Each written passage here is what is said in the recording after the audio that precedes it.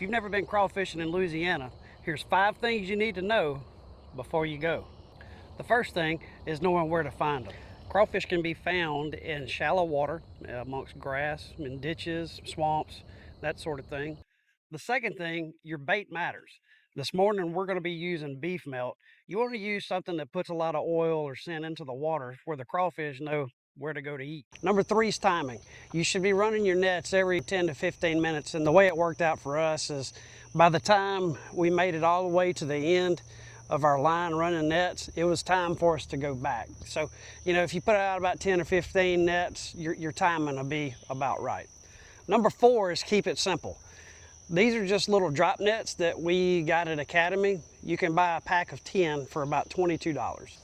Number 5 is know the rules. If you're going to go on public land, be sure you brush up on the rules and regulations before you go. Otherwise, be sure that you are legally allowed to be wherever you're planning on going crawfishing.